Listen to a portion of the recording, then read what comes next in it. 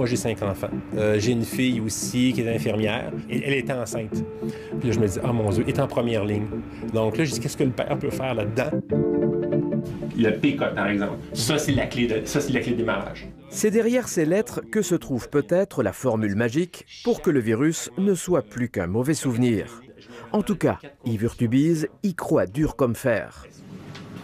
Ulysse Biotechnologies n'a aucune expérience des vaccins.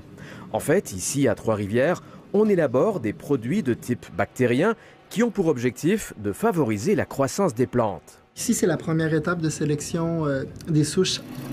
Un domaine qui peut être en fait très utile quand vient le temps de trouver un vaccin. Yves Urtubise a donc synthétisé un fragment de la séquence du virus et veut l'introduire dans une bactérie ou une levure. Donc, c'est comme une clé qui rentre finalement dans une serrure. Il travaille donc sur la conception d'une levure qui aurait les mêmes propriétés que le virus, mais sans la charge contagieuse de la COVID-19 et qui déclencherait dans l'organisme de celui qui prend ce vaccin, par voie orale ou spray nasal, une réaction d'immunisation. C'est la technique du leurre. On fait croire à l'organisme humain qui est attaqué, mais il ne l'est pas. On a juste besoin d'avoir un contact qui va se faire de façon intime avec une protéine très spécifique au niveau des cellules humaines. Et de cette façon-là, les anticorps, ce qu'on souhaite, vont commencer à être produits au fur et à mesure. Mais pour y arriver, il faut d'abord trouver la bonne formule. Une de ces formules potentielles, Medicago, une compagnie québécoise déjà bien positionnée dans le domaine des vaccins, pense l'avoir trouvée grâce aux plantes. Des plantes, c'est capable de faire des choses extrêmement complexes. Alors, produire des particules pseudo-virales, c'est pas toutes les technologies qui sont capables de le faire.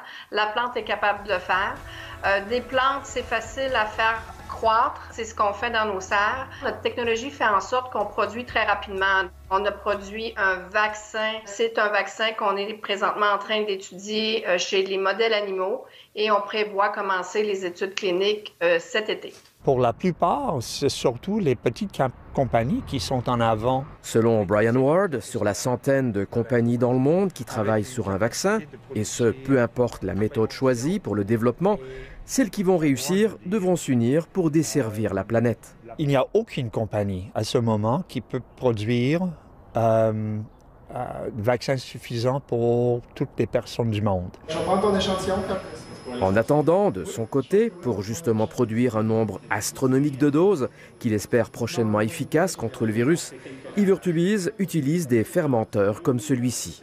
Dans le fermenteur, qu'est-ce qu'on va retrouver? Vous avez simplement un milieu nutritionnel qui va favoriser la croissance des bactéries. Tout ça pour arriver à la production de cette sphère qui pourrait mener à l'immunisation contre le virus.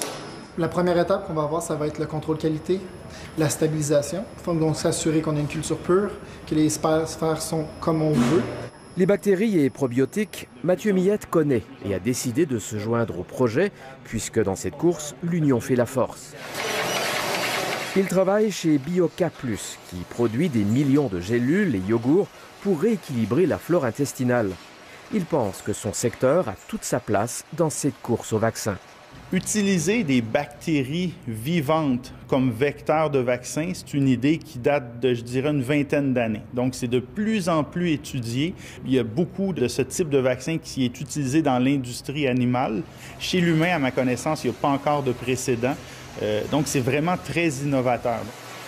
C'est avec la compagnie canadienne L'Allemand, un géant des levures et bactéries, qu'il espère aller le plus loin possible. L'objectif numéro 1 avec l'Allemand, avec Ulysse Biotechnologies, c'est réellement de faire une preuve de concept jusqu'au modèle animal et puis après ça, il va falloir trouver un partenaire pharmaceutique qui a les reins solides pour conduire les études cliniques. Parce que des études cliniques, ça coûte cher, ça prend du temps et d'autres compétences. Mais pour l'instant, Yves Urtubise est plutôt serein. Oui, il y a des très grandes entreprises au niveau pharma qui vont faire des choses vraiment énormes avec des moyens financiers absolument incroyables. Mais je vous dirais, à ce niveau-là, moi, ça ne me fait pas peur. J'ai pas besoin d'avoir 1 million pour avancer. Mais les micro-organismes, ils vont pas pousser plus vite. Les nombreuses initiatives prometteuses comme celle-là pourraient accélérer le rythme d'approbation des futurs vaccins par les autorités médicales. Si les données des essais cliniques initiaux sont vraiment prometteurs, je pense qu'on peut voir une avance vers une distribution plus élargie, beaucoup plus vite que 18 mois. Mais c'est une balance entre la sécurité et l'efficacité. Et si jamais les tests ne sont pas concluants alors, Ivrtubize ne baissera pas les bras.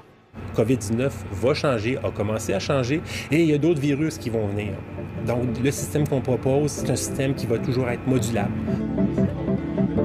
Les essais-erreurs vont donc se poursuivre dans cette course au vaccin qui sera peut-être, pour lui et pour d'autres, une course relais pour sauver des vies.